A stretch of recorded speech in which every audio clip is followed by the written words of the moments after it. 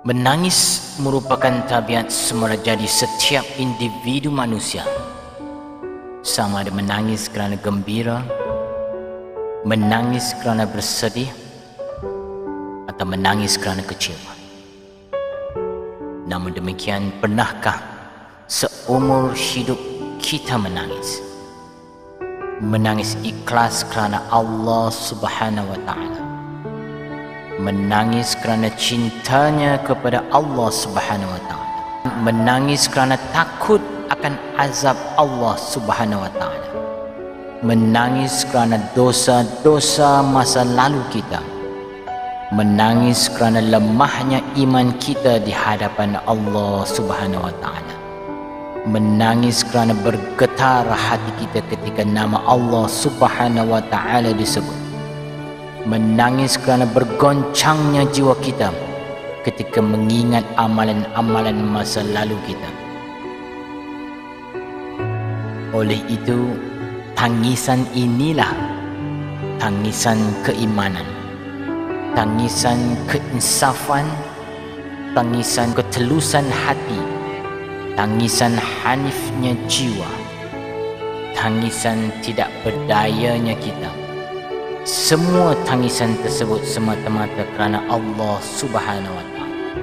Allah berfirman dalam Al-Quran surah Al-Anfal ayat 2. Sesungguhnya orang-orang yang beriman itu adalah mereka yang apabila disebut nama Allah, gementarlah hati mereka, dan apabila dibacakan kepada mereka ayat-ayatnya, bertambahlah iman mereka kerananya, dan hanya kepada Rabb mereka bertawakal.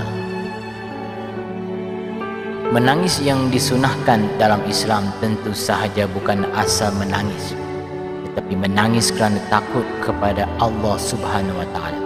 Kita takut kepadanya kerana Allah adalah zat yang maha kuasa dan perkasa, sedangkan kita sebagai manusia tidak punya daya upaya melainkan di atas izin dari Allah Subhanahu wa Ta'ala. Allah Subhanahu wa Ta'ala berfirman dalam Al-Quran surah At-Taubah ayat 82. Maka hendaklah mereka tertawa sedikit dan banyak menangis sebagai pembalasan dari apa yang selalu mereka kerjakan. Dalam ayat yang lain, Allah Subhanahu wa Ta'ala berfirman dalam Al-Quran surah Al-Isra ayat 109. Dan mereka menyungkur atas muka mereka sambil menangis dan mereka bertambah khusyuk. Fadilat atau keutamaan menangis kerana Allah Subhanahu wa Ta'ala. Menangis kerana Allah Subhanahu wa Ta'ala akan mendapatkan naungan Allah pada hari akhirat yang tidak ada naungan kecuali naungannya. Rasulullah SAW bersabda, ada 7 golongan yang akan dinaungi oleh Allah Subhanahu wa Ta'ala di bawah naungannya pada hari yang tiada naungan kecuali naungannya. Imam yang adil, pemuda yang tumbuh dalam ibadah kepada Rabbnya, seseorang yang hatinya terkait dengan masjid, 2 orang yang saling mencintai kerana Allah, seorang laki-laki yang dipujuk oleh wanita yang memiliki kedudukan lagi berparas cantik, lalu ia berkata, sesungguhnya aku takut kepada Allah Subhanahu wa Ta'ala. Seseorang yang bersedekah secara bersembunyi-sembunyi sehingga tangan kirinya tidak mengetahui apa yang diinfakkan oleh tangan kanannya. Seseorang yang menyendiri untuk mengingati Allah Subhanahu wa Ta'ala, lalu berlinanglah air matanya. Hadis riwayat Al-Bukhari dan Muslim. Menangis kerana Allah Ta'ala tidak akan masuk neraka, bahkan api neraka tidak akan pernah menyentuhnya. Rasulullah SAW bersabda, tidak akan masuk ke dalam api neraka seseorang yang menangis kerana takut kepada Allah Subhanahu wa Ta'ala, hingga air susu ibu yang sudah diminum olehnya akan kembali ke tempat asalnya. Hadis riwayat At-Tirmizi. Dalam hadis yang lain, Rasulullah SAW juga bersabda, dua mata yang keduanya tidak akan tersentuh api neraka, yaitu mata yang menangis kerana takut kepada Allah, mata yang di malam hari berjaga-jaga pada jalan Allah. Hadis riwayat At-Tirmidzi. Menangis kerana Allah Subhanahu Wa Taala akan mendapatkan keberuntungan dengan memperoleh kecintaan daripada Allah Subhanahu Wa Taala ke atas mereka. Rasulullah SAW bersabda, tidak ada sesuatu yang lebih dicintai Allah Subhanahu Wa Taala daripada dua titis dan dua bekas, iaitu titisan air mata kerana takut kepada Allah Subhanahu Wa Taala dan titisan darah yang tumpah di jalan Allah Subhanahu Wa Taala dengan berjihad. Adapun dua bekas, iaitu bekas di jalan Allah Subhanahu Wa Taala dan bekas dalam menjalankan apa-apa yang difardukan oleh Allah Subhanahu Wa Taala. Hadis riwayat At-Tirmidzi. Menangis kerana Allah Taala akan mendapatkan keberuntungan dengan diberikan pohon tuba di dalam syurga. Rasulullah SAW bersabda, tuba bagi orang yang dapat mengendalikan lidahnya, orang yang meluaskan rumahnya untuk menerima tetamu, dan orang yang menangis kerana kesalahan-kesalahan masa lalunya. Hadis riwayat At-Tirmidzi. Nabi SAW telah menerangkan pohon tuba dalam sabdanya.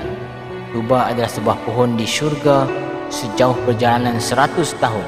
Pakaian penduduk syurga keluar dari tangkai-tangkai kelopak bunganya. Hadis riwayat At-Tirmidzi.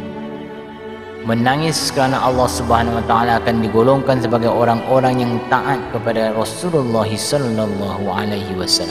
Seorang sahabat Rasulullah SAW bertanya kepada beliau, wahai Rasulullah, apakah an-najah, yakni keselamatan itu?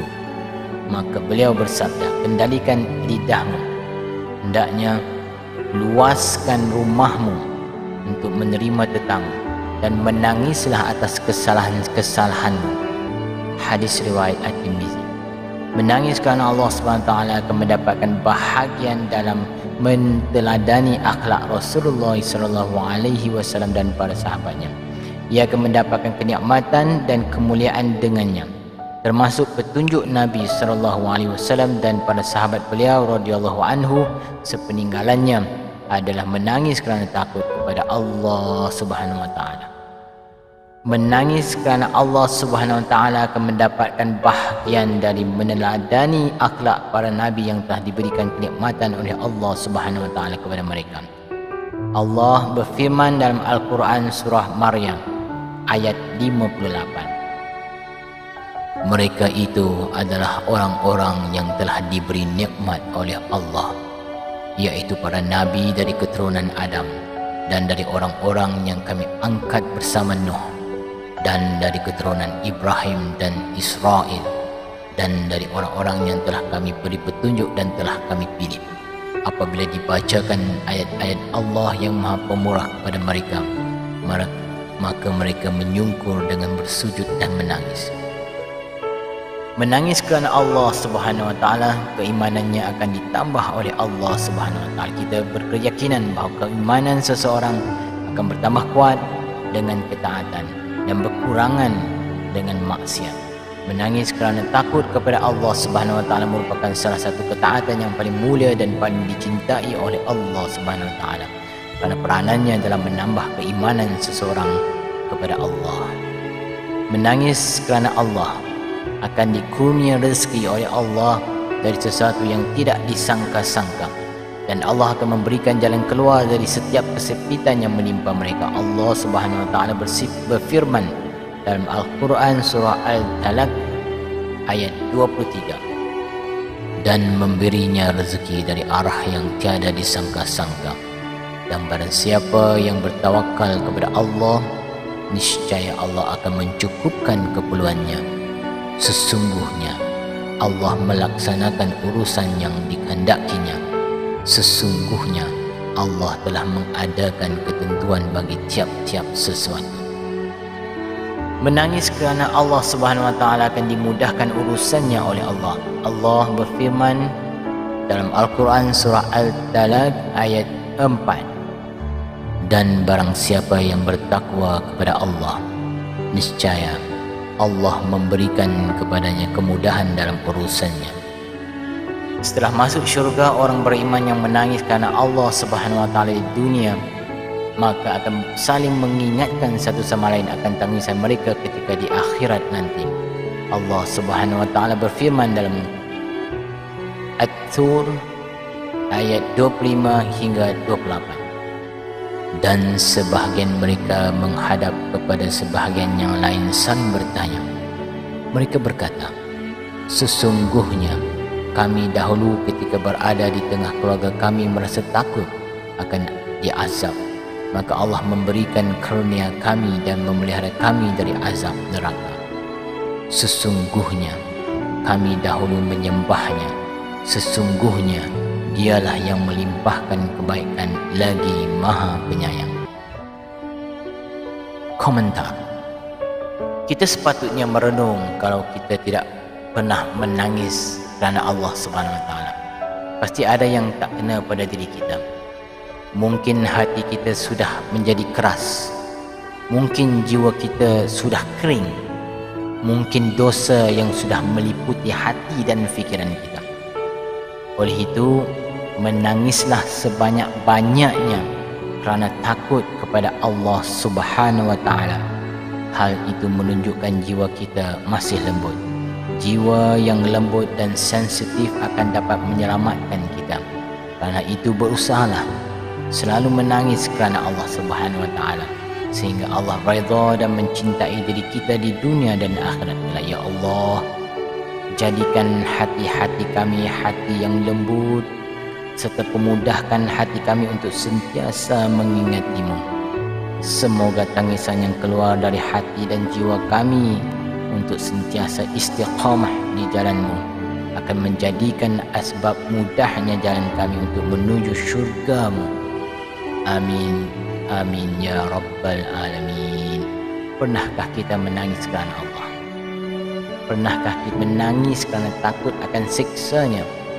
Sebab kita begitu banyak dosa yang kita perbuat. Jika belum, menangislah. Menangislah kerana takut padanya. Menangislah dengan ikhlas.